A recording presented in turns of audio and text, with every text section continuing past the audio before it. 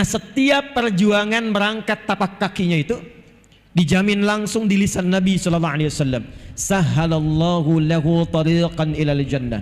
Kalau benar niatnya, kata Nabi, kalau benar tujuannya datang betul-betul untuk mendekat kepada Allah, menaati Rasulullah sallallahu alaihi wasallam, maka dijamin dengan syafaat Rasulullah saat di yaumil hisab, langkahnya akan diringankan langsung menuju surga Allah Subhanahu wa taala. Wa innal malaikata, dan sejak orang itu berangkat, kalau niatnya benar, betul-betul untuk mendekati Allah, berhijrah mendekat pada Rasulullah, itu malaikat diperintahkan oleh Allah langsung, bentangkan sayapmu, berikan ridha kepada para penuntut ilmu itu. Bentangan sayap malaikat inilah yang menghasilkan 3 hal.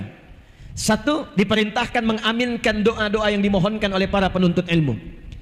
Karena itu jangan sepi dari doa. Sejak berangkat berdoa, di jalan berzikir, datang menunggu momennya berdoa. Itulah sebabnya di akhir ta'lim pun, akhir pengajian pun kita membiasakan berdoa, karena hadisnya sahih. Kapan lagi doa dinaungi malaikat? Kapan lagi doa langsung diaminkan malaikat? Majlis ilmu itu peluangnya tinggi. Yang kedua, la tadau ajnihata haridan li talibil ilmi, makna kedua memohonkan ampunan kepada Allah. Ini yang menyebabkan satu ayat itu viral turun. Seorang pembunuh sudah membunuh puluhan orang, tiba kemudian ada sentuhan hidayah Allah dalam kalbunya. Allah itu begitu rahman dan lembut kepada hambanya, walaupun dosa itu bergumul, tapi nyawa belum sampai ke kerongkongan, masih diberikan haknya untuk mendapatkan hidayah. Alhamdulillahilladzi an'ama alaina kamalan ni'mati wal iman.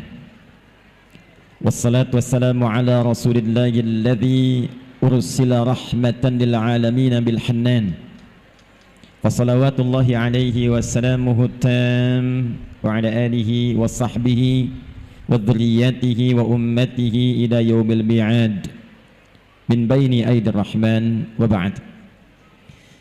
Dan yang paling spesial, keluarga saya yang hadir saat ini, seluruh lapisan masyarakat, jamaah yang saya cintai, semoga kehadiran Bapak Ibu saat ini tanpa kecuali dimasukkan dalam golongan hadis Nabi Muhammad SAW. Belum selesai, jangan dulu amin.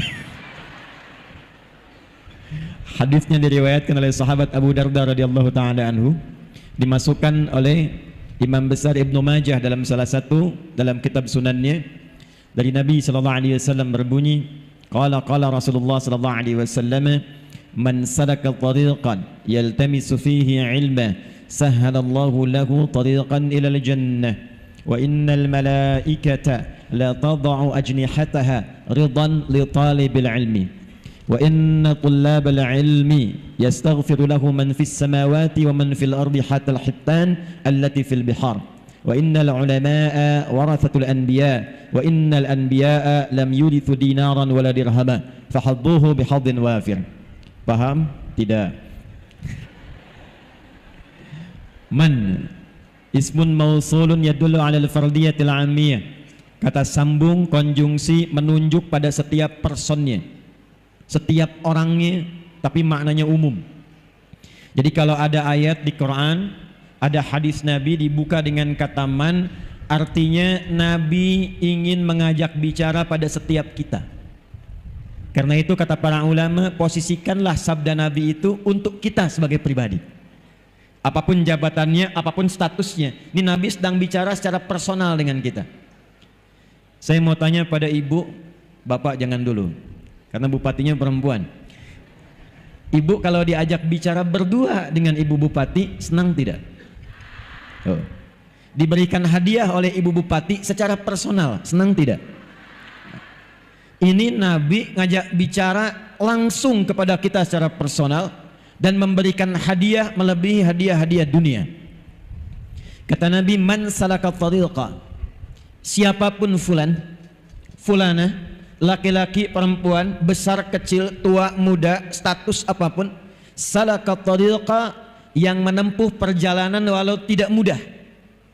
Bukan syariah tapi tariq.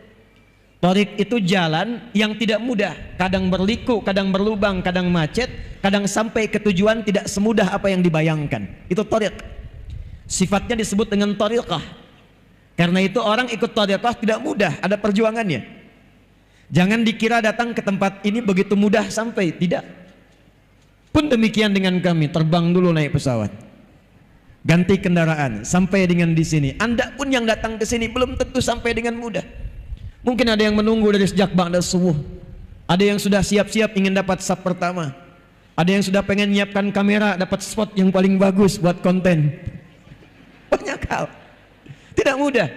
Nah, setiap perjuangan berangkat tapak kakinya itu dijamin langsung di lisan Nabi sallallahu alaihi wasallam, sahhalallahu lahu tariqan ilal jannah. Kalau benar niatnya, kata Nabi, kalau benar tujuannya datang betul-betul untuk mendekat kepada Allah, menaati Rasulullah sallallahu alaihi wasallam, maka dijamin dengan syafaat Rasulullah saat di yaumil hisab, langkahnya akan diringankan langsung menuju surga Allah Subhanahu wa taala. Wa innal malaikata, dan sejak orang itu berangkat, kalau niatnya benar, betul-betul untuk mendekati Allah, berhijrah mendekat pada Rasulullah, itu malaikat diperintahkan oleh Allah langsung, bentangkan sayapmu, berikan ridha kepada para penuntut ilmu itu. Bentangan sayap malaikat inilah yang menghasilkan 3 hal. 1, diperintahkan mengaminkan doa-doa yang dimohonkan oleh para penuntut ilmu. Karena itu jangan sepi dari doa. Sejak berangkat berdoa, di jalan berzikir, datang menunggu momennya berdoa. Itulah sebabnya di akhir ta'lim pun, akhir pengajian pun kita membiasakan berdoa, karena hadisnya sahih. Kapan lagi doa dinaungi malaikat? Kapan lagi doa langsung diaminkan malaikat? Majlis ilmu itu peluangnya tinggi. Yang kedua, la tadau ajnihata haridan li talabil ilmi, makna kedua memohonkan ampunan kepada Allah. Ini yang menyebabkan satu ayat itu viral turun. Seorang pembunuh sudah membunuh puluhan orang, tiba kemudian ada sentuhan hidayah Allah dalam kalbunya. Allah itu begitu rahman dan lembut kepada hambanya, walaupun dosa itu bergumul, tapi nyawa belum sampai ke kerongkongan, masih diberikan haknya untuk mendapatkan hidayah. Kenal Firaun? Kenal di mana? Kecil-kecil udah kenal Firaun. Cuma di Bengkalis ada anak kecil kenal Firaun. Alhamdulillah. Artinya ngaji nih. Ngaji. Firaun tuh jahatnya luar biasa. Hobinya bunuh orang. Quran surah kedua ayat ke-49. Ngaku Tuhan, ana rabbukumul a'la. Orang sekarang paling keren ngaku nabi. Mudah-mudahan di Bengkalis tidak ada ya Bu ya. Jawa Barat itu ada satu kabupaten, AM dulu pemain bulu tangkis, ngaku nabi. Dibawa sama polisi kita tuh, ditanya bagaimana bisa jadi nabi. Dia bilang saya ke Bogor Pak, dapat wahyu. Orang ke Bogor dapat talas, dia dapat wahyu. Rekor paling tinggi di Jakarta pernah, ya ada LE ngaku malaikat dan minta izin kepada gubernur pada masa itu untuk mendaratkan malaikat Jibril di Monas tuh. Pernah kejadian, ya tangkap sama polisi kita tuh. Polisi kita luar biasa, jangankan teroris, malaikat tangkap tuh. Alhamdulillah, kita dukung yang demikian. Tapi Firaun ngaku Tuhan, hobi bunuh orang, ngaku Tuhan, kata-kata kasar. Itu yang menyebabkan Nabi Musa alaihi salam sebelum berangkat mohon kepada Allah supaya dilembutkan hatinya agar tidak tersinggung dengan kata-kata Firaun. Firaun itu kalau sudah berkata, dia jengkel, itu taruhannya nyawa. Anda kalau hidup zaman Firaun, Firaun tidak suka rambutnya, itu bukan disuruh cukur, tolong pisahkan kepala dari badannya. Firaun. Karena itu Nabi Musa berdoa sebelum berangkat, Rabbi shrahli wa yassirli wahlul 'uqdatam min lisani yafqahu qawli. Tapi sebelum doa itu dilakukan, turun perintah Allah di surah Thaha ayat 43 sampai 44. Perhatikan, Fir'aunnya, catat ini. Fir'aunnya itu tidak menutup haknya untuk mendapatkan hidayah dari Allah. Dengan sifat rahmannya Allah langsung berfirman, idhhaba ila fir'auna innahu tagha faqula lahu qawlan layyina la'allahu yatadhakkaru aw yakhsha. Musa dan Harun nggak tanggung, dua nabi ditugaskan hanya untuk memberikan hak hidayah pada orang yang telah menyimpang. Pergilah kepada Fir'aun, dia sudah keluar dari kewenangan jabatannya. Izin Bu, itu sebabnya nggak disebut namanya. tapi disebut dengan gelarnya. Ada rumus dalam tafsir, kalau di ayat Quran tidak disebutkan namanya secara langsung, tapi disebutkan gelar atau sifatnya, ini memberikan kesan bahwa peristiwa itu mungkin terjadi lagi di masa depan oleh orang-orang yang punya gelar-gelar serupa. Karena itulah datang hidayah untuk meluruskan supaya tidak terjadi di masa depan. Fir'aun dari kata faraoh artinya raja, yang punya kedudukan, yang memimpin. Maka pesan di ayat ini, hati-hati, kalau sudah jadi pimpinan, jadi pemimpin, akan ada potensi-potensi godaan untuk keluar dari kewenangan-kewenangan. Kalau menemukan yang seperti itu, bukan dicela, bukan dihinakan, bukan direndahkan. Dahsyatnya Al-Quran mengajarkan, katakan dengan kelembutan. Faqula lahu qawlan layyina. Ingatkan itu raja dengan lembut, dengan halus. La'allahu yatadzakkaru aw yakhsha. Mungkin dengan kelembutan dan kehalusan itu dia sadar ada sesuatu yang dilakukan bukan pada tempatnya. Itulah Islam. Itulah Islam. Tapi yang mau saya katakan, Fir'aunnya masih dapat hidayah. Cuma sayang, dikasih tidak diambil. Itulah manusia. Nah, si pemuda ini membunuh puluhan orang, menghunjam hidayah dalam kalbunya, lalu dia memutuskan untuk mencari ketenangan, mendekat kepada Allah. Konsultasi pada seorang kiai, tuan guru pada masa itu. Maka disampaikan oleh tuan guru itu, yang bisa membimbing Anda bukan saya, tapi syekh di tempat fulan. Maka berangkatlah orang itu, diisi di perjalanan dengan memohon ampunan kepada Allah, menyesali dosa-dosanya. Baru di pertengahan dari jaraknya lebih sejengkal, belum sampai ke tujuan, tiba-tiba malaikat maut datang lebih cepat dari apa yang dia bayangkan. Maka wafatlah di perjalanan itu. Hanya modal istighfar untuk menuntut ilmu, istighfar untuk taubat, berada di pertengahan jarak lebih sejengkal. Maka apa yang kemudian disampaikan oleh Allah, diperintahkan pada malaikat, taubatnya saya terima. Amalan sejengkal itulah amalan pertama yang dia lakukan setelah taubat, yang mengantarkan dia pada ridha dan jannahnya Allah Subhanahu wa taala. Turunlah Quran surah keempat An-Nisa ayat 100 untuk memberikan motivasi, termasuk penjabaran dari kisah ini. Wa may yuhajir fi sabilillahi yajid fil ardi muraghaman katsiran was'a wa may yakhruj min baitihi muhajiran ila Allahi war rasul. Perhatikan kalimatnya. Thumma yudrikhul maut faqad waqa'a ajruhu 'ala Allah. Siapa yang berniat mengikuti spirit hijrah. Spirit hijrah bahasa Arabnya disebut hijriyah. Iya-nya untuk ikut, taknya untuk sifat. Hijrah itu peristiwanya. Saya ulangi, hijrah peristiwanya. Karakternya, sifatnya, tuntunannya itu tambah tak di ujungnya setelah ya nisbah. Kalau kita ingin ikuti spiritnya, membawa pedomannya, kita terapkan dalam kehidupan, maka rubah kalimatnya dari kata hijrah menjadi hijriyah. Kenapa kalender Islam disebutnya dengan hijriyah? Untuk memberikan kesan kepada kita bahwa setiap hari, setiap pekan, setiap bulan, dan dievaluasi setiap perganti tahun, usahakan orang-orang Islam itu selalu mengambil, belajar, dan mempraktekkan spirit-spirit hijrah yang pernah diajarkan oleh Rasulullah SAW. Itu rahasianya kenapa disebut hijriyah. Jadi kalau mau lebih tepat kalimatnya 1445 Hijriyah. Itu lebih tepatnya. Saya kembalikan terlebih dahulu.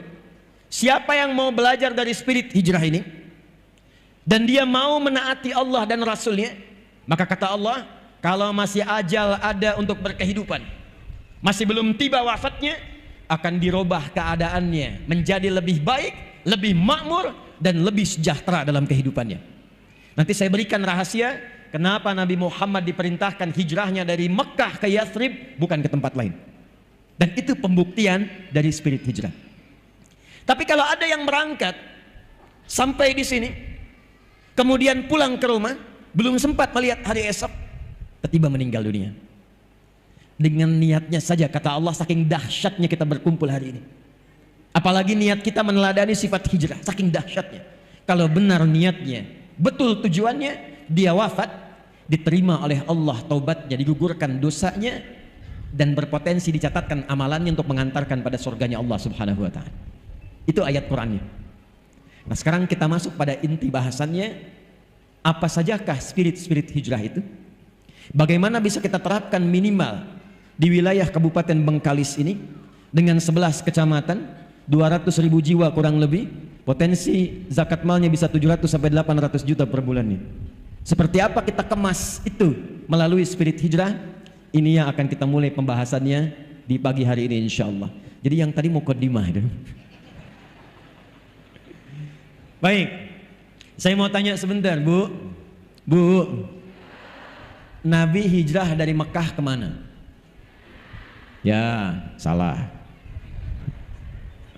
Kompak jawabannya, tapi salah. Pak, Nabi hijrah dari Mekah kemana? Yathrib. Ini yang benar. Jadi selama ini kita mendengarnya Nabi itu hijrah dari Mekah ke Madinah itu jadi setelah Nabi ada di sana. Sebelumnya bukan Madinah. Sebelumnya Yathrib. Anak keturunan dari Nabi Nuh alaihissalam yang mengembara sampai di wilayah itu masih kosong, maka pada masa itu orang pertama yang menemukan tempat dinamai dengan nama orangnya. Sebabnya kita menemukan di Palestina ada wilayah Kanaan, ya.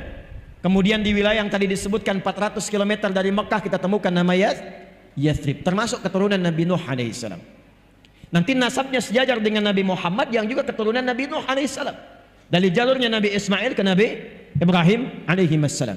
Muhammad sallallahu alaihi wasallam bin Abdullah bin Abdul Muttalib bin Hashim bin Abdul Manaf bin Qusay bin Murrah bin Kilab bin Ka'ab bin Ghalib bin Fihr bin Lu'ay bin Malik bin Nadar bin Kinana bin Khuzaimah bin Mudrikah bin Ilyas bin Nizar bin Mudar bin Ma'ad bin Adnan bin Addi bin Adri bin Muqawwam bin Nahur bin Tarikh bin Ya'rub bin Yasjub bin Nabit bin Ismail alaihi salam bin Ibrahim bin Azar atau bin Nahur bin Abir bin Kinan bin Arfakhshad bin Sam bin Nuh alaihi salam. Ketemu di situ. Bin Mihlail bin Matusyala bin Kinan bin Anwas bin Thith bin Adam alaihi salam. Ayo coba ulangi. Ya. Nah, Yathrib ini kemudian menemukan tempat itu, lalu berkumpullah orang-orang yang datang duluan itu banyak yang datang dari Yaman awal-awal ke situ. Makanya Yaman kata Nabi itu punya karakteristik pada umumnya lembut karena daerah pegunungan dan banyak pertanian. Memberikan pengaruh secara psikologi orangnya lembut, ramah. Terbawalah ke daerah Yathrib ramah. Ada viral-viral di era setelah Nabi Musa alaihissalam akan ada nabi terakhir orang hebat, orang ramah, orang lembut, orang toleran yang kelak akan mulai berdagang datang pertamanya ke wilayah Yathrib juga dan kelak hijrah ke sana. Maka berbondong-bondonglah orang Yahudi pun datang ke wilayah itu.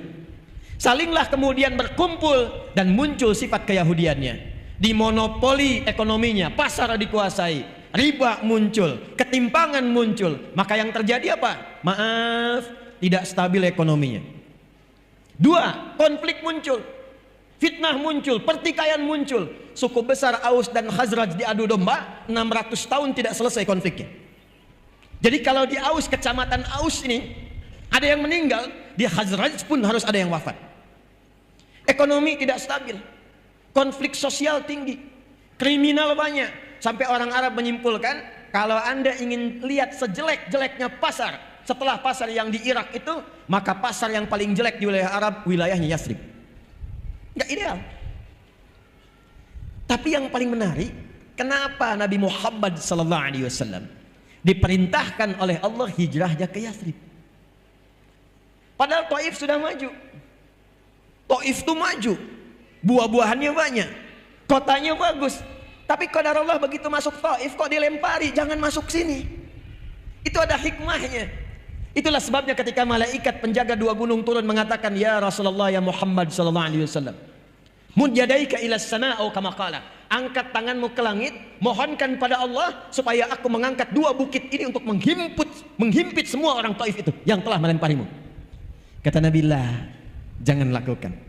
Fa innahum qaumun la ya'lamun. Karena mereka cuma kaum masyarakat yang belum paham saja, belum tahu. Ini manhaj dari Nabi, kalau ada orang belum tahu jangan dicela, tapi minimal didoakan lantas diberitahu. Mungkin dengan doa itu dia menjadi tahu, dan menjadi baik di kemudian hari. Maka kata Nabi, kelak insya Allah aku bermohon pada Allah, akan muncul di bumi Taif laki-lakinya, perempuannya, remajanya, anak kecilnya, yang mereka mengatakan asyhadu an la ilaha illallah wa asyhadu anna Muhammadar Rasulullah. Singkatnya, terjadi peristiwa Isra Mi'raj. Setahun setelah itu langsung berangkat ke Yathrib. Ini yang akan kita terangkan, ini yang akan kita bahas. Nabi dalam waktu singkat, kalau sekarang dibawa ke Indonesia 2 periode kepemimpinan lah Bu ya. Ya, 5 kali 2 10 tahun itu. Cuma 10 tahun yang tadinya terbelakang, tidak punya peradaban, konfliknya tinggi, ekonomi tertinggal, segalanya nggak nampak ideal, tiba-tiba berubah jadi suasana kota yang mencerahkan dan viral di antara Arab. Kalau mereka bertanya, mana pasar yang paling bagus? Itu tuh Madinah. Suasananya sudah berubah jadi kota. Mana orang yang paling jujur? Ada di sana, Madinah. Dari suasana terbelakang jadi suasana kota yang menginspirasi, yang mencerahkan. Dalam bahasa Arab, kota yang menginspirasi, mencerahkan disebut dengan Al-Madinah Al-Munawwarah. Itulah sebabnya diabadikan nama ini sampai dengan saat ini untuk memberikan pesan. Siapa yang ingin belajar menata kota yang tadinya terbelakang, mungkin tidak dikenal, mungkin belum ada pengetahuan yang hebat, mungkin belum stabil ekonominya, maka belajar dari spirit hijrah. Kalau benar dipraktikkan, maka dia bisa menjadi seperti kota-kota yang pernah dijelajahi oleh sahabat. Tidak ada satupun sahabat yang belajar dari kurikulum ini, menginjakkan tapak kakinya di setiap tempat, kecuali tempat itu maju. Lihat Andalus, Iberia, Spanyol, Portugal. Itu sebelum Ronaldo lahir.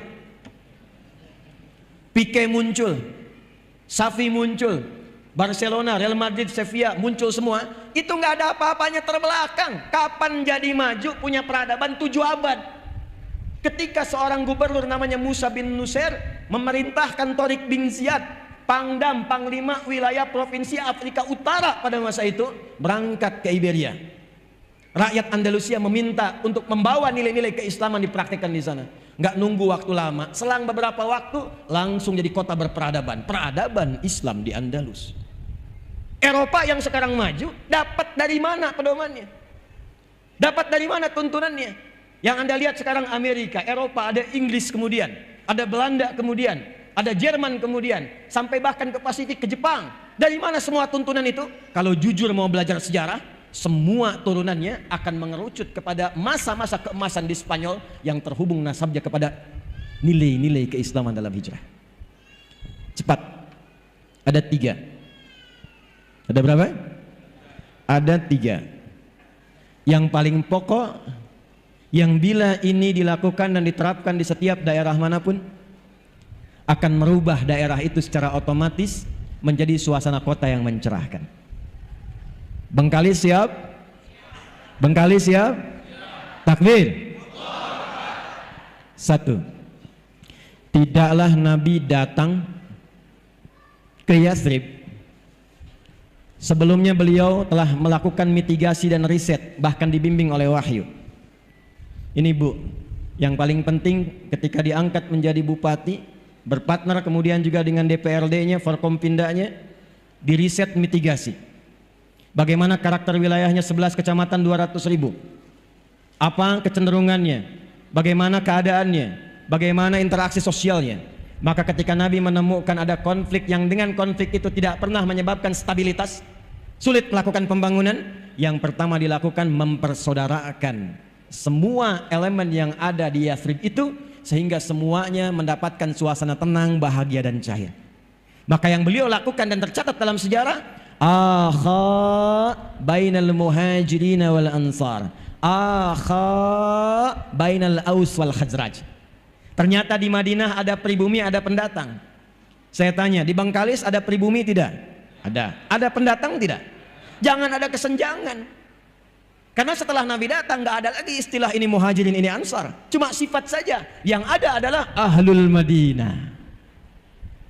Baik ada pendatang, bagus. Baik ada pribumi, bagus. Ketika kemudian keduanya dipersaudarakan dan sepakat dengan visi yang sama, bangun Bengkalis, makmurkan Bengkalis, sejahterakan Bengkalis, dan niatkan dengan niat yang benar. Itu modal dasar untuk membangun suasana kota. Dan hebatnya orang pribumi sampai disebut ansor pada masa itu, ini dahsyatnya. Ansor itu mau menolong sedalam-dalamnya, saking dalamnya yang dimiliki pun bisa dibagi. yang dimiliki bisa dibagi. Nih Pak, tidak ada sahabat Nabi dari Mekah datang kehausan kecuali dijemput oleh orang yang bawa minuman. Ada orang lapar dijemputnya oleh orang yang bawa makanan. Yang dahsyat apa? Ini saya mau cerita sedikit saja. Ibu pernah dengar namanya Abdurrahman bin Auf? Kaya tidak? Tuh, sudah salah lagi deh. Saya tanya di antum yang ikhwan, Abdurrahman bin Auf tuh kaya tidak? Tidak. Tidak. Kurang lengkap informasi sejarahnya itu. Abdurrahman bin Auf itu seorang sahabat tapi tidak kaya. Beliau itu sahabat yang kebangetan kayanya. Kaya itu baru level 1, kaya itu biasa. Level 2-nya kaya banget. Level 3-nya kebangetan kayanya. Saya bulan lalu qadarullah dianugerahi honoris causa. Itu honoris causa yang paling serius, makanya saya terima. Beberapa negara banyak menawarkan, saya tidak menerima. Tapi di Universitas Muhammadiyah Jakarta ini, itu begitu ketat, begitu menantang, sehingga sepanjang perjalanan sejarah kampus cuma 2 orang yang dapat honoris causa. Satu Insinyur Soekarno, presiden pertama. Yang kedua Adi Hidayat.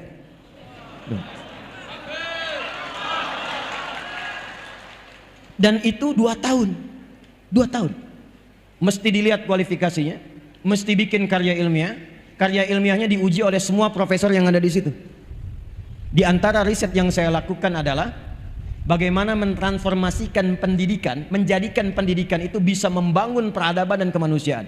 Salah satu inti risetnya, meriset tentang perubahan orang Islam sebelum hijrah dengan setelah hijrah. Saking kaya bangetnya Abdurrahman bin Auf, kebangetan kayanya, saya konversi nilai kekayaannya. Kalau dulu dikonversi ke sekarang, itu jumlahnya sekitar 72.000 triliun. Elon Musk itu baru turun hartanya dari 3.000 jadi 2.800. Jeff Bezos cuma 1.800. Orang paling kaya sekarang 3.000 triliun. Abdurrahman bin Auf 72.000 triliun. Kebangetan gak tuh? Utsman bin Affan itu hampir 50.000 triliun. Bahkan di antara asetnya masih ada sekarang setelah 15 abad. Anda kalau nanti umrah atau haji ke Madinah, saya doakan yang belum berangkat insya Allah berangkat ya. Ya, tidak cukup dengan amin, nabung ya. Nabung. Nanti ke Madinah itu ada hotel. Hotelnya namanya Wakaf Utsman bin Affan. Punya hotel setelah 15 abad, orangnya nggak ada. Investasinya cuma beli sumur plus beberapa kebun. Diwakafkan karena dulu dimonopoli Yahudi. Sekarang oleh pemerintah Saudi dialihfungsikan jadi hotel. Hasilnya disimpan di tabungan atas nama Utsman bin Affan, disedekahkan untuk umat Islam seluruh dunia. Orangnya nggak ada, punya tabungan di Bank Saudi. Ini orangnya ada, belum tentu punya tabungan. Gimana bisa begitu? Kebangetan nggak tuh? Kebangetan. Jadi kalau ada orang kaya, baru kaya. Ya, OKB orang kaya, baru OBK orang baru kayanya. Kaget jadinya. Ya, itu belum ada apa-apanya. Jalan-jalan pakai emas 2 kilo misalnya kan. Itu belum apa-apa Bu. Dicek imitasi. Ya. Pakai mobil kayak yang bagus, Lamborghini, dicek minjem. Ya, cuman endorse. Itu belum masuk levelnya, yang dulu kaya beneran. Tapi kapan itu terjadi? Ternyata setelah hijrah. Setelah hijrah. Nah, yang ingin saya ceritakan, itu beliau itu saat memilih hijrah, nggak mudah. Orang Quraisy mengatakan, lihat kalimatnya. Kalau engkau ingin berangkat hijrah ke tempat yang Muhammad tuju, silahkan berangkat. Kami nggak akan ganggu, nggak akan persekusi, bahasa sekarangnya, nggak akan eksekusi. Cuma harta yang ada di kamu sekarang, kami rampas. Silahkan berangkat dengan pakaian yang melekat di badan saja. Orang Quraisy ingin menunjukkan pada masyarakat kalau hijrah itu jatuh fakir, hijrah itu terhina. Hijrah itu tidak akan pernah sukses. 400 km kurang lebih harus ditempuh dari Mekah ke Yathrib. Jalan kaki, jangan harap ada kendaraan seperti sekarang. Belum tentu selamat. Saya tanya Bapak dah. Bapak kalau disampaikan, pilih mana? Hijrah berangkat dari sini, misal harus jalan ke Bekasi, atau tinggal di sini di Kecamatan Mandau dengan segala fasilitas yang luar biasa. mobil mewah, rumah megah, harta banyak, atau tinggalkan semua itu untuk mendapatkan hidayah Allah, pakai pakaian melekat di badan saja ke Bekasi? Pilih tinggal atau berangkat? Jawabnya pelan banget, tinggal. Emang nggak mudah. Nanti kita lihat kuncinya apa. Ternyata Abdurrahman bin Auf memutuskan, saya berangkat. Nanti kita akan belajar pada kunci yang ketiga. Kalau ini ada dalam jiwa kita, dunia kecil. Lewat semua. Kuncinya 3. Nanti yang ketiga itu yang akan kita ambil. Tapi yang dahsyat, istri ditanya, Bu.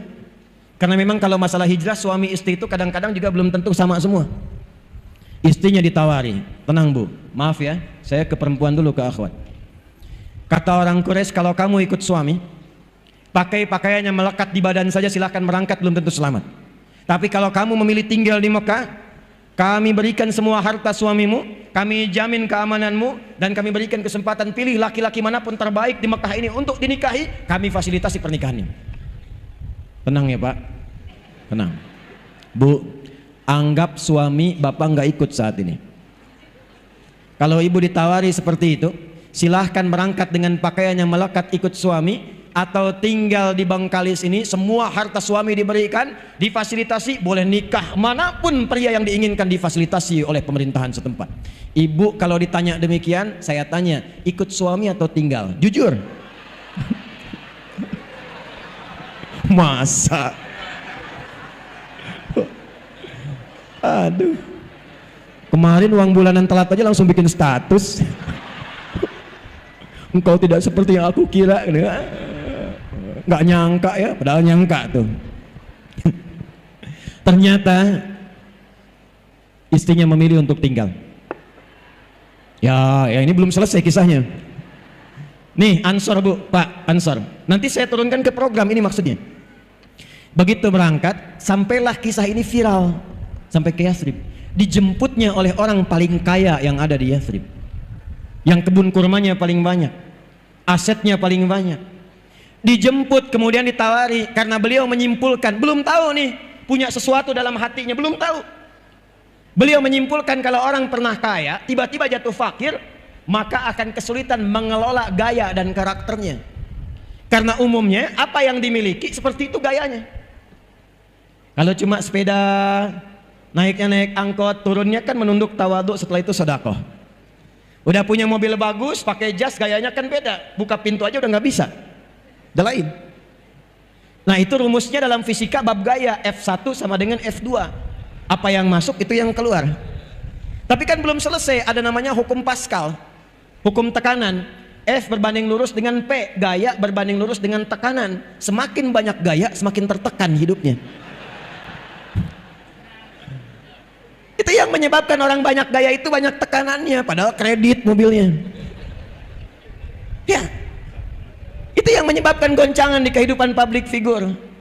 Ya, kalau nggak ada bimbingan yang tadi, disimpulkan jangan-jangan sahabat saya begini. Sahabat, tawarannya sederhana. Akhil karim, saudaraku yang mulia, kama qala, sami'tu annaka kunta ghaniyya. Saya dengar Anda pernah kaya. Kalau pengen kaya lagi, khudh nisfa mali, ambil setengah kekayaan saya. Bukan main-main. Saya dengar Anda ditinggalkan istri dan keluarga. Kalau pengen nikah lagi, pilih perempuan paling cantik di Yathrib ini, sekalipun keluargaku, aku fasilitasi pernikahannya. Gantian ya Bu. Tenang. Ini wajahnya udah nunggu masalahnya. Kalau antum para ikhwan ditawari demikian, ketemu orang mengatakan, kalau pengen kaya, ambil setengah kekayaan saya. Kalau pengen nikah lagi, saya fasilitasi dengan siapapun, dan pilih yang paling sesuai menurut Anda. Pertanyaan saya, anggap istri nggak ikut. Kalau antum ditawari demikian di posisi Abdurrahman bin Auf, antum memilih diterima atau tidak ditolak sama sekali? Sebab saya percuma tawarin ditolak juga, saya tahu jawabannya. Karena belum mantap nih yang dimiliki Abdurrahman bin Auf itu dalam jiwanya, yang dilatih oleh Nabi, yang nanti kita akan bahas. Begitu ditawari, kata Abdurrahman bin Auf, jazakallahu khair, atau kama qala, semoga Allah berikan pahala kepada Anda. Kalau ada yang menawari kebaikan, sekalipun kita tidak bisa mengambilnya, minimal doakan dalam kebaikan lagi. Arini ainal aswaq, cukup tunjukkan kepadaku di mana pusat bisnisnya, di mana pasarnya. Cuman dalam 2 tahun mempraktekkan apa yang Allah kemudian bimbingkan lewat Rasulullah, berubah jadi orang terkaya nomor 3 di Yathrib. Cuma dalam 3 tahun menjadi orang terkaya nomor 1 di Yathrib, dan jadi orang paling hebat di masanya dalam hal kekayaan. Apa yang dicontohkan oleh Nabi mempersaudarakannya itu, Bu, Pak. Maka bagaimana cara prakteknya? Saya pernah menyampaikan rumusan ini di beberapa kota, kabupaten dan provinsi di Indonesia, dan hasilnya cukup signifikan. Bu, Pak, pemangku kepentingan, ada hadis Nabi memberikan isyarat akan tiba satu masa pasar-pasar itu diaksesnya akan sangat cepat sekali. Bahasa kitanya akan muncul era digitalisasi. Pada masa itulah terjadi, kata Nabi, taqarrubul zaman. Masa itu begitu singkat, setahun kayak sebulan, sebulan kayak sepekan, sepekan kayak sehari, sehingga semua cepat mudah diakses. Sekarang saya ceramah, sekarang bisa diakses di Amerika, sekarang bisa diakses di Saudi Arabia, cepat sekali. Maka manfaatkanlah teknologi itu buat program. Contohnya Amin Ansor Muhajirin. Mitigasikan 11 kecamatan siapa yang sudah matang masuk kualifikasi Ansor. Klasifikasikan kelas menengah ke bawah itu dalam klasifikasi Muhajirin. Bikin aplikasi, masa nggak ada yang bisa satupun 200.000 orang? Hire seorang datang, bikinkan aplikasi. Dari situ buatkan tagline-nya Amin Ansor Muhajirin. Masukkan ke aplikasinya, jadikan kemudian persaudaraan setiap kecamatan itu. Kalau ada satu desa membutuhkan sesuatu, tinggal masukkan aplikasi. Di sini butuh pengeboran air. Siapa dari kalangan Ansor yang kira-kira ingin terlibat di dalamnya? Itu tanpa harus menggunakan anggaran belanja daerahnya. Setiap orang bisa tergerak untuk membantunya. Karena semua manusia punya fitrah. Jadi kalau satu butuh kompor, tidak harus minta bupati. Begitu viral, muncul, akan datang yang lain. Saya bagian kompornya. Yang satu mengatakan, saya bagian berasnya. Itu rumahnya akan rubuh, kita ingin punya gerakan untuk perbaikan rumah. Viralkan, sebengkalis muncul. Jadi Ansor Muhajirin. Kalau semua ini dipersaudarakan dan dilatih dalam sholat berjamaah, dilatih dalam sholat berjamaah, demi Allah saya katakan kuat safnya itu. Itulah hijriyah. Jadi satu Al-Muharram itu bukan datang, ngundang penceramah kadang-kadang yang kondang, ceramah, dengar, pulang, bukan sekedar itu. Begitu banyak yang dikeluarkan, persiapan, kadang anggaran, kadang biaya, kadang pikiran. Kalau kita nggak dapat apa-apa, rugi. Pulang dari sini siap bersaudara? Tuh. Awas jangan sampai sholat tapi nggak kenal siapa yang ada di sampingnya. Itu nggak diinginkan. Makanya disebut jamaah. Jamaah. Nggak, jamaah itu apa? Jamaah itu sifatnya disebut al-jumu'ah. Akar katanya al-jam'u. Al-jam'u itu duduk, kenal antar yang duduk, saling memperhatikan di antara yang duduk. Itulah al-jam'u. Kumpulannya disebut jamaah. Makanya nggak ada di zaman Nabi orang datang ke masjid dengan jamaah, sholat jamaah, mengaji jamaah, itu kecuali kenal siapa yang datang, tahu kebutuhannya. Nggak ada orang ke masjid kehausan, ketika pulang itu selesai dahaganya. Nggak ada orang lapar masuk masjid, ketika pulang selesai urusan dapurnya. Itulah jamaah. Saya membayangkan kalau ada dalam satu masjid setiap pekan bahkan Jumatan, setiap hari bahkan kemudian merangkat. Di situ ada dokter, di situ ada jamaah yang lain. Ketika ada satu pasien merasakan sakit atau di antara keluarganya nggak sanggup ke rumah sakit, bertemu dengan dokter, konsultasi, diberikan resep saat itu juga. Selesai. Ada orang nggak punya pekerjaan, datang kemudian orang yang Allah berikan amanah kepadanya kelebihan dari usahanya, konsultasi, diberikan jalan untuk mendapatkan lapangan pekerjaan. Itulah jamaah. Itulah sebabnya setelah dipersaudarakan, Nabi menerapkan hukum kedua.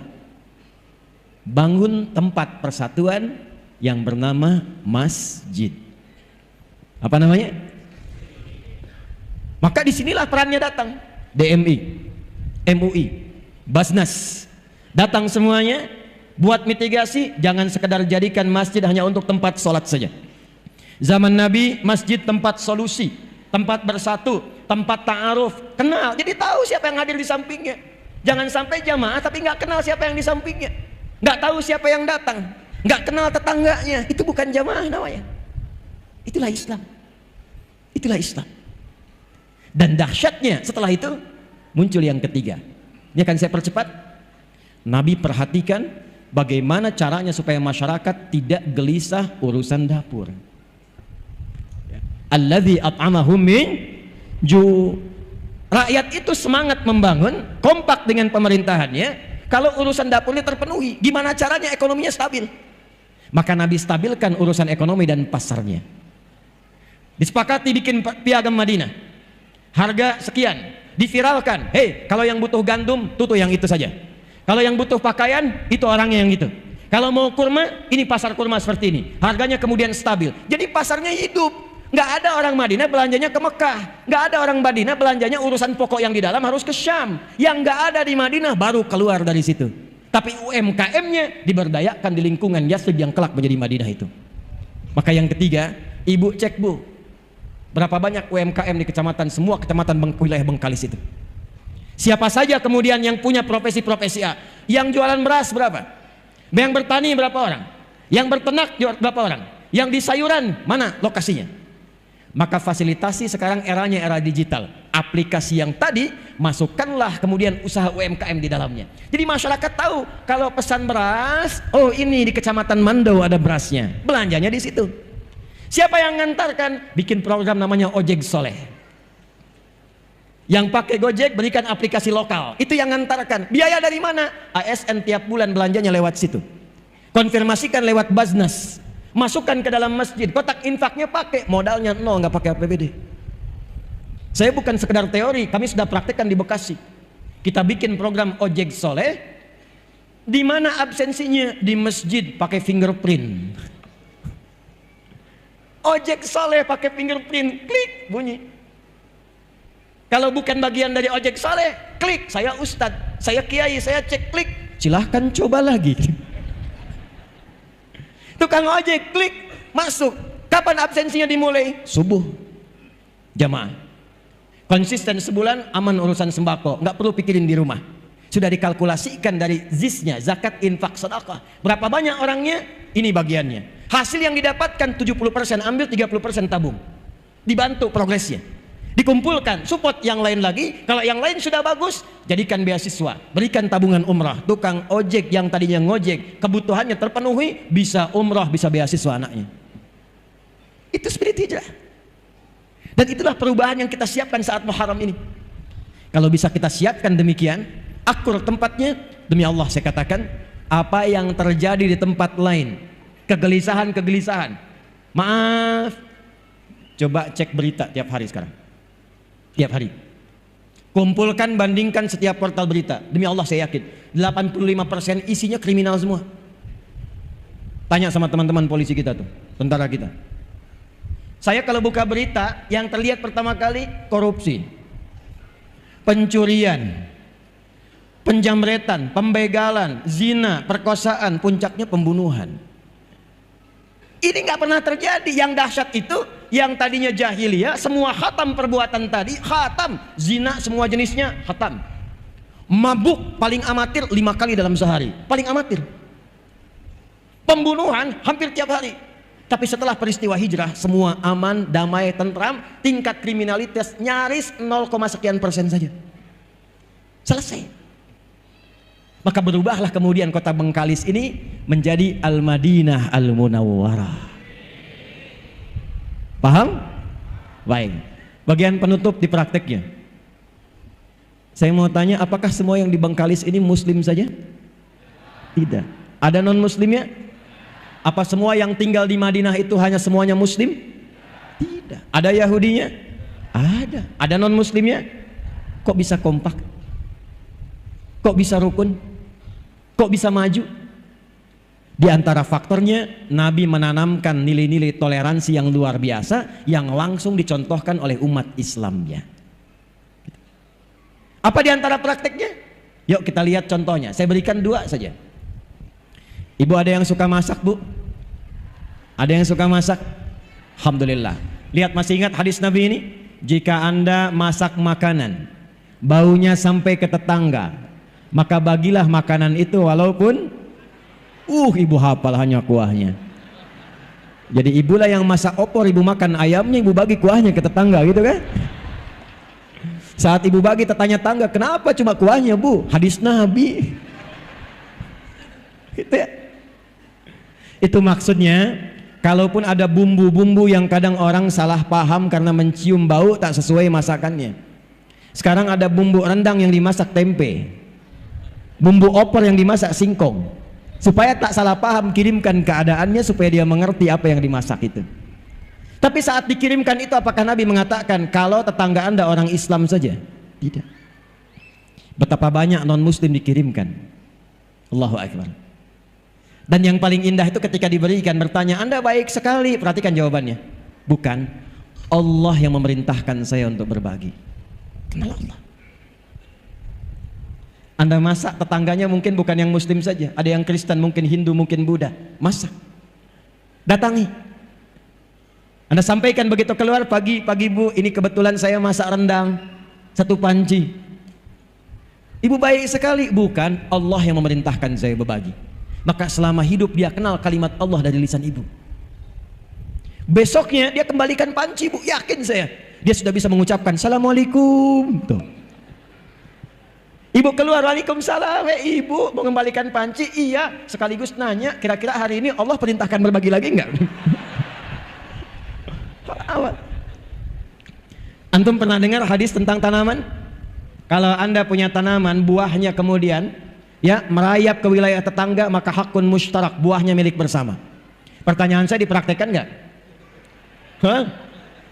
Punya mangga, bagian buahnya itu sebagian ke tetangga. Itu hak Anda dan hak tetangga. Kalaupun dia non muslim, datangi, sampaikan, ketuk pintunya. Saya mau ngasih tahu, apa Pak? Itu ada buah mangga. Oh iya, punya Bapak kan? Betul, saya yang punya pohonnya. Tapi buahnya itu kebagian wilayah pekarangan Anda.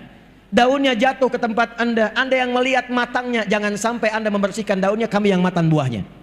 Itu adalah hak kita bersama. Kalau ingin ambil, ambil. Jangan pernah bertanya pada saya, karena itu hak bapak dan ibu juga. Dia tanya, dari mana ketentuan itu? Allah yang memerintahkan kami berbagi. Kenal Allah. Nikmat. Tapi kadang dia nggak tahu kalau tumbuhan beda dengan hewan. Besoknya ayam bapak main ke pekarangan dia.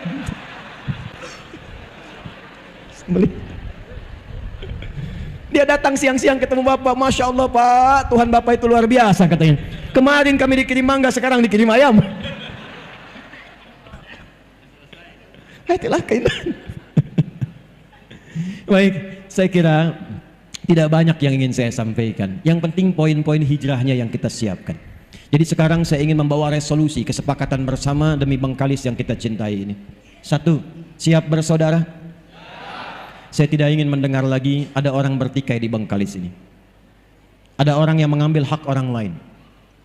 Ada pembegalan di Bengkalis ini. Kalau kita sudah kompak menyiapkan persaudaraan, tunjukkan, berikan inspirasi lewat kegiatan di pagi hari ini ke seluruh wilayah Indonesia, bahwa Bengkalis akan memancarkan cahaya-cahaya kemuliaan sehingga menjadi suasana kota yang menginspirasi dan mendapatkan satu predikat baldatun thayyibatun wa rabbun ghafur. 2, pemerintah dan masyarakat kompak. Hadis Muslim nomor hadis 1855. Perawinya namanya Auf bin Malik al-Ashja'i. Diriwayatkan oleh Imam Muslim, dicantumkan dalam salah satu kitab sahihnya. Kalau ingin kompak, maka kata Nabi rumusnya sederhana, hadisnya sahih. Khiyaru a'immatikum man tuhibbunahum wa yuhibbunakum wa tusalluna alaihim wa yusalluna alaikum. Kalau Anda ingin menemukan pemimpin-pemimpin yang baik, bupatinya baik, wakilnya baik, DPRD-nya baik, ya, kemudian apalagi Kapolresnya kemudian baik, polseknya baik, kemudian di TNI-nya, Kodimnya, kemudian dan ramilnya baik sampai ke bawahnya, kuncinya 1. Kata Nabi, berusahalah untuk saling mendoakan sehingga tertanam rasa cinta di dalamnya. Doakan beliau-beliau ini, karena hisabnya tidak mudah, tidak ringan Bu. Ada orang kepleset di salah satu kecamatan, yang dihisab Pak Camat, laporannya Bu Bupati. Tidak mudah, didoakan. Dan ketika doa disampaikan oleh jamaah, sampaikan jamaah, hidayah Allah diturunkan. Datang ulama-ulama yang baik dari MUI-nya, DMI-nya, Basnasnya, duduk sama-sama bagaimana caranya memberikan kemaslahatan pada masyarakat. Ibu pun mendoakan, bapak mendoakan. Kalau sudah saling mencintai, maka dilanjutkan. Itulah yang akan menjadikan semua dikumpulkan dalam kebaikan, yang bahkan doa pemimpinnya sulit untuk ditolak oleh Allah Subhanahu wa taala. Kalau Anda kembali, ada masjid, ini sebelum saya tutup, ada masjid tapi nggak ada jamaahnya, tolong data siapa saja tetangga-tetangga muslim yang muslim, siapa saja tetangga masjid yang muslim. Tidak usah diceramahi, tidak usah dimarahi, Sabtu habis subuhan, sebelumnya beli buah, jangan banyak-banyak, 5 aja. Masukin kresek plastik. Habis subuh, jamaahnya tengok ke rumahnya, datangi. Assalamualaikum, Pak. Salam. Sehat Bapak? Sehat. Kami kira sakit Pak, tadi nggak kelihatan di masjid. Ini kami bawakan buah. Itu insya Allah zuhur dia ke masjid duluan sebelum Anda datang. Penuh. Setelah itu kerjasama. Kuatkan ukhuwah, seimbangkan pasar, kompak kita praktikkan. Semoga menjadikan Bengkalis ini insya Allah sebagai kabupaten menuju kota yang dirahmati oleh Allah Subhanahu wa Ta'ala. Alhamdulillah, saya kira itu yang bisa disampaikan yang menjadikan kita menutup dengan doa di kesempatan siang hari ini. Mudah-mudahan semua yang datang dirahmati oleh Allah Subhanahu wa Ta'ala, diridhai, disehatkan, dikuatkan dan diberkahi kota ini dalam kebaikan. Allahumma taqabbal minna innaka antas sami'un alim wa tub 'alaina innaka antat tawwabur rahim. Nahmaduka hamdan kama 'allamtana an nahmadak wa nashkuruka syukran kama 'allamtana an nashkurak antal muqaddim wa antal muakhir biyadikal khair innaka 'ala kulli syai'in qadir. ربنا نصلي ونسلم على حبيبك الكريم رسولك المصطفى الأمين سيدنا محمد وعلى آله وصحبه أجمعين. ربنا لا تدع لنا في مقامنا هذا ذنبا إلا غفرته. Ya Allah, kalau ada pendosa hadir di sekitaran masjid ini, di dalam majlis ini, jangan biarkan ia pulang sebelum Kau ampuni seluruh dosa-dosanya. Wala hamman illa farajtah. Jika ada di antara kami yang tengah hadir dengan kegelisahan, jangan biarkan ia pulang kecuali Engkau telah tenangkan keadaan hatinya. Allahumma wala asiran illa yassartah. Ya Allah, Engkau maha mengetahui, boleh jadi ada satu di antara kami yang datang membawa kesulitan di pekerjaannya, di rumah tangganya. Mohon jangan biarkan ia pulang kecuali Engkau telah angkat dan hilangkan seluruh kesulitannya. Wala maridan illa syafaitah. Jika ada di antara kami yang Engkau uji dengan penyakit seberat apapun, maka mohon angkat dan sembuhkan penyakitnya. Allahumma barik ya Allah hadhil muhafazah baldatan tayyibatan wa tardaha. Hadhil baladiyah ya arhamar rahimin kama tuhibbuha wa tardah. Ya Allah, mohon berkahi kota Bengkalis ini, kabupaten ini ya Allah, dengan seluruh penduduknya, para pemimpinnya. Berikan keberkahan yang sempurna yang mendekatkan masyarakat ini kepadamu dengan kedekatan terbaik ya arhamar rahimin. Allahumma ya rabbal alamin ati anfusana taqwaha wa zakkiha anta khairu man zakkaha anta waliyuha wa maulaha. Alif baina qulubina wa jannibna minat tafruqah. Ya Allah, lembutkan hati kami untuk bersatu dalam kebaikan. Jauhkan kami dari perpecahan. Mohon jaga negara kami Indonesia ya Allah dalam keadaan bersatu, baik, tercerahkan, makmur seperti yang Kau ridhai. Jauhkan kami dari perpecahan ya Allah yang menuju pada keterpurukan. Ihfad ya Allah ulama'ana waj'alhum mukhlishina lakad-din. Ya Allah, mohon jaga dan berikan hidayah pada para ulama kami. Tuan guru kami adalah ikhlas dalam berdakwah, mencerahkan, menyatukan umat, mengajarkan kebaikan-kebaikan yang mendekatkan kepadamu dan Rasulmu sallallahu alaihi wasallam. Rabbana atina fid dunya hasanah wa fil akhirati hasanah wa qina adzabannar. Wa sallallahu ala sayyidina Muhammad wa ala alihi wa sahbihi ajma'in. Wa akhiru da'wana subhanakallahumma wa bihamdika asyhadu an la ilaha illa anta nastaghfiruka wa natubu ilaik. Walhamdulillahi rabbil alamin.